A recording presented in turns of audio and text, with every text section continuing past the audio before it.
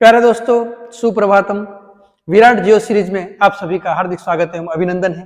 मैं आपका दोस्त राकेश पंचाल, आपके अपने YouTube channel the Rana ji पर आज आपसे राजस्थान के भौतिक प्रदेशों में अरावली पर्वतीय प्रदेश के बारे में बात करने वाला हूं। दोस्तों, अरावली पर्वतीय प्रदेश की हम लोग जब उसकी विशेषताओं की बात करते हैं तो मैंने जैसा कि आप लोगों को बताया था दोस्तों कि ये राजस्थान की प्राचीनतम वलित पर्वतमाला है। यहाँ पर खनिज भंडारों की विविधता है, खनिजों के दृष्टिकोण से ये क्षेत्र धनी है।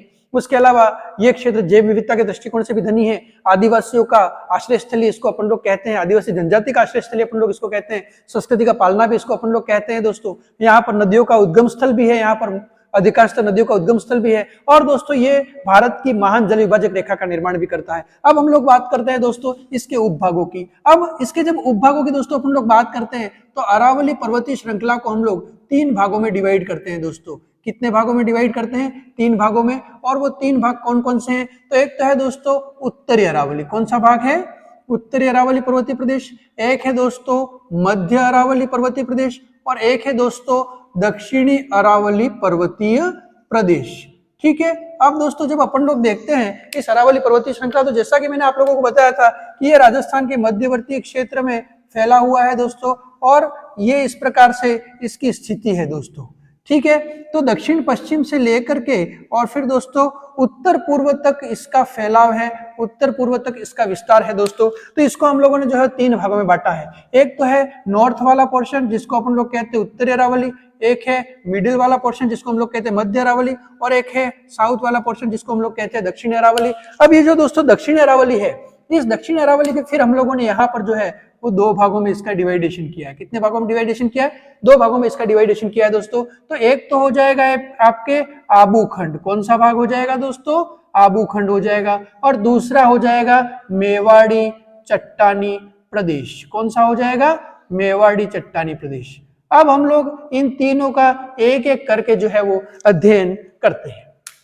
सबसे पहले अगर अपन लोग बात करते हैं दोस्तों उत्तरी अरावली पर्वतीय प्रदेश की, तो ये उत्तरी अरावली जो है ना वो दोस्तों अरावली पर्वतमाला का सबसे निम्नतम भूभाग है। निम्न यानी दोस्तों ये सबसे कम ऊंचा भूभाग है, तो ये निम्नतम ऊंचा भूभाग है।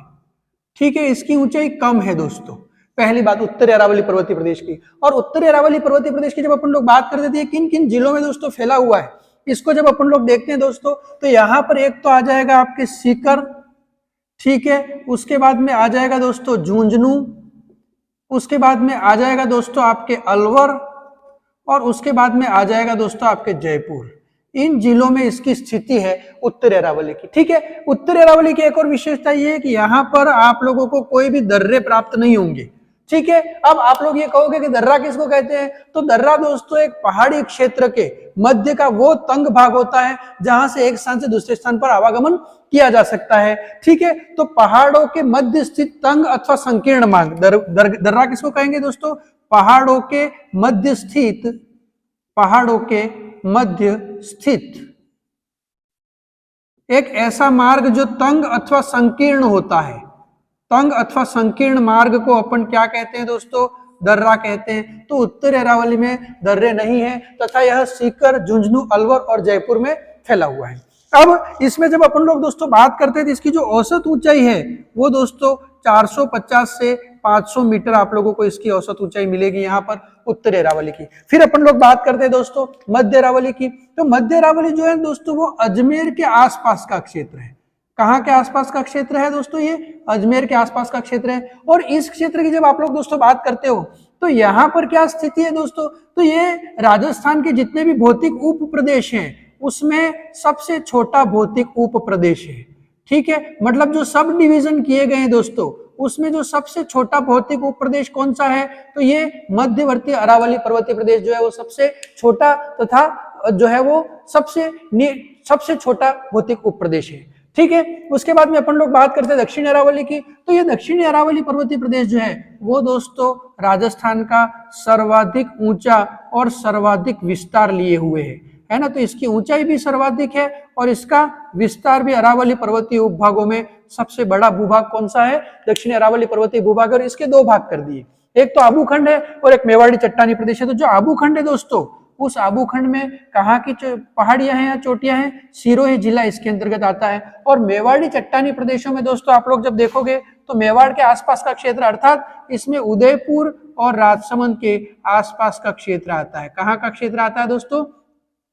उदयपुर और राजसमंद का क्षेत्र आता है इसमें। इस प्रकार से उत्तरी अरावली, मध्य अरावली और दक्षिण अरावली, इसको हम लोगों ने जो है 3 भागों में डिवाइड किया हुआ है। तो ये रहा हो गया आपको दोस्तों दक्षिण अरावली, ये हो गया मध्य अरावली और ये हो गया आपके उत्तरी अरावली। ठीक है, तो मध्य अरावली की अपन लोग बात करते हैं तो अजमेर के आसपास का पूरा क्षेत्र आ जाता है। और राजस्थान के जितने भी भौतिक उप प्रदेश यानी भौतिक प्रदेशों को हमने उप भागों में डिवाइड कर रखा है, उसको सब पार्ट में डिवाइड कर रखा है। तो उसमें जो सबसे छोटा भौतिक उप प्रदेश है वो कौन सा है?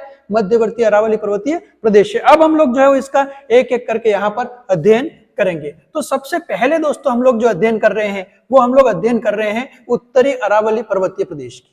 अब ये जो उत्तरी अरावली पर्वतीय प्रदेश है दोस्तों, इस उत्तरी अरावली प्रदेश में कौन कौन सी प्रमुख चोटियां हैं, उस चीज को हम लोग जो है थोड़ा सा यहाँ पर पढ़ने की कोशिश करेंगे कि इसकी प्रमुख चोटियां कौन कौन सी है। ठीक है, तो इसकी प्रमुख चोटियों में एक तो है दोस्तों रघुनाथगढ़। कौन सी चोटी है? रघुनाथगढ़। और रघुनाथगढ़ कहां पर है दोस्तों? सीकर में है। ठीक है, उसके बाद में अपन लोग देखते हैं दोस्तों, तो इसकी जो ऊंचाई है वो कितनी है? 1055 मीटर है। कितनी ऊंचाई है? 1055 मीटर। उसके बाद में अपन लोग देखते हैं दोस्तों, तो इसमें आ जाता है आपके खो। खो कहां पर है दोस्तों? तो जयपुर में है। खो कहां पर है? जयपुर में। ये अपन लोग उत्तरी अरावली की प्रमुख पर्वत चोटियों की बात करते हैं। और इसकी जो लंबाई है, इसकी जो ऊंचाई है वो कितनी है? 920 मीटर है इसकी ऊंचाई। ठीक है, खो के बाद में फिर दोस्तों अपन लोग बात करते हैं तो भेराज। ठीक है दोस्तों, और भेराज कहां पर है दोस्तों? तो भेराज है आपके अलवर में है। भेराज कहां पर है दोस्तों? अलवर में है। और इसकी ऊंचाई कितनी है दोस्तों? तो इसकी ऊंचाई है आपके 792 मीटर। भेराज के बाद में फिर अपन लोग दोस्तों बात करते हैं तो इसके बाद आता है बरवाड़ा। ठीक है, और ये बरवाड़ा कहां पर है दोस्तों? तो बरवाड़ा है आपके जयपुर में। बरवाड़ा कहां पर है? जयपुर में है। और इसकी ऊंचाई है 786 मीटर। कितनी ऊंचाई है? 786 मीटर बरवाड़ा की ऊंचाई है। बरवाड़ा के बाद में दोस्तों अपन लोग बात करते हैं तो बबाई है। ठीक है, और ये बबाई कहां पर है आप लोगों के? तो ये बबाई है दोस्तों झुंझुनू में है। कहां पर है? झुंझुनू में है। और इसकी ऊंचाई कितनी है? 780 मीटर है। इस प्रकार से ये 5 चोटियां हैं जो कौन सी अरावली पर्वतीय क्षेत्र की है दोस्तों? उत्तरी अरावली पर्वतीय प्रदेश के। रघुनाथगढ़ कहां पर है दोस्तों? सीकर में है, जिसकी ऊंचाई है उत्तरी अरावली पर्वतीय प्रदेश की सबसे ऊंची चोटी कौन सी है? रघुनाथगढ़ सीकर, 1055 मीटर ऊंची है। दूसरी है खो जयपुर, 920 मीटर ऊंची। तीसरी है भेराज अलवर, 792 मीटर ऊंची। चौथी है बरवाड़ा जयपुर, 786 मीटर ऊंची। पांचवी है बबाई झुंझुनू, 780 मीटर ऊंची है।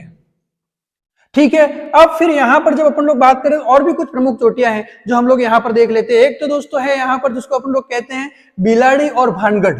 ठीक है, ये और भी कुछ चोटियां हैं। कौन कौन सी हैं? तो एक तो है बिलाड़ी और एक कौन सी है?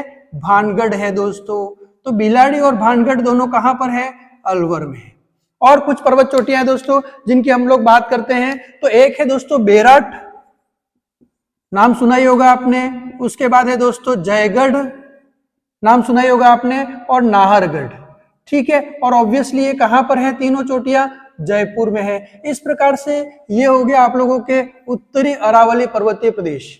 तो उत्तरी अरावली पर्वतीय प्रदेश में जैसा कि मैंने आप लोगों को बताया कि इसमें जो है वो किसी भी प्रकार से कोई भी दर्रा नहीं पाया जाता है। तो दर्रा विहीन राजस्थान की कौन सी जो है वो क्षेत्र है, या अरावली पर्वतीय क्षेत्र का कौन सा क्षेत्र ऐसा है जहां दर्रे नहीं पाए जाते? तो वो क्षेत्र कौन सा है दोस्तों? उत्तरी अरावली पर्वतीय क्षेत्र है। अब हम लोग बात करते हैं मध्यवर्तीय अरावली पर्वतीय क्षेत्र। और जैसा कि मैंने आप लोगों को बताया था दोस्तों, ये जो मध्यवर्तीय अरावली पर्वतीय क्षेत्र है दोस्तों, ये राजस्थान के जितने भी भौतिक उप प्रदेश हैं उन भौतिक उप प्रदेशों में सबसे छोटा उप प्रदेश है। और ये प्रश्न भी जो है वो दोस्तों कई बार प्रतियोगी परीक्षाओं में पूछा गया है। और ये जो मध्यवर्ती अरावली पर्वतीय प्रदेश है दोस्तों, इस मध्यवर्ती अरावली पर्वतीय प्रदेश का स्थान या इसकी अपन लोग स्थिति बताएं तो ये दोस्तों कहां पर है? अजमेर के आसपास का क्षेत्र इसमें आता है। अब इसकी दोस्तों प्रमुख चोटियां कौन सी हैं वो अपन लोग जो है वो यहाँ पर देख लेते हैं। तो एक तो है दोस्तों मेराम जी टाडगढ़।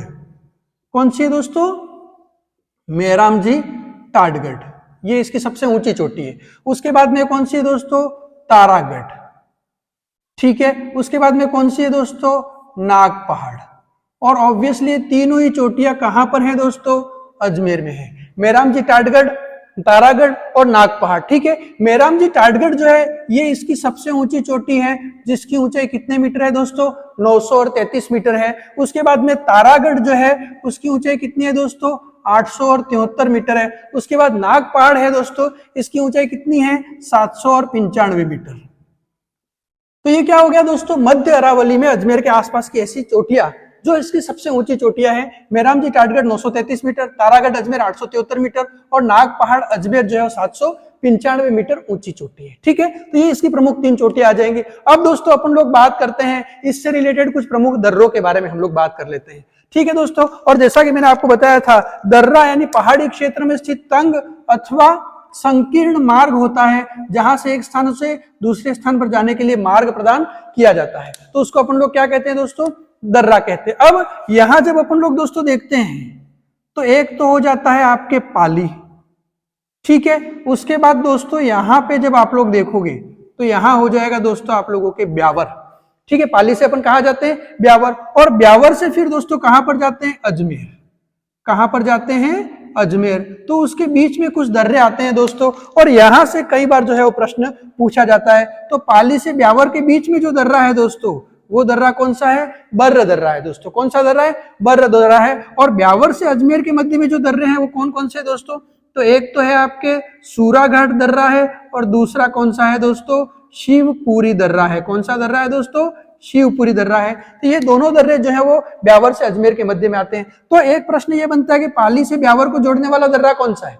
तो बर्र दर्रा है। एक प्रश्न ये बनता है कि पाली से अजमेर के बीच में कितने दर्रे? 3 दर्रे हैं, बर्र, सूराघाट और शिवपुरी। एक प्रश्न ये भी बनता है कि ब्यावर से अजमेर के बीच में कौन कौन से दर्रों से होकर के ब्यावर से अजमेर जाते हैं? तो वो दर्रा कौन सा है? सूराघाट और शिवपुरी दर्रा है दोस्तों। ठीक है, उसके बाद में और भी दोस्तों इसमें से क्वेश्चन बन सकता है, और वो प्रश्न क्या बन सकता है? तो यहाँ पाली जो है वो तो हो गया दोस्तों आप लोगों के, जिसको अपन लोग कहते हैं मारवाड़ का क्षेत्र हो गया, और यहाँ ब्यावर अजमेर का जो क्षेत्र है वो कौन सा हो गया? मेरवाड़ा का क्षेत्र हो गया। तो मारवाड़ और मेरवाड़ा का क्षेत्र को जोड़ने वाला जो दर्रा है वो कौन सा है दर्रा? तो वो दर्रा कौन सा है दोस्तों? बर्र दर्रा है, जो मारवाड़ और मेरवाड़ा को जोड़ता है। तो मारवाड़ और मेरवाड़ा को जोड़ने वाला दर्रा कौन सा है दोस्तों?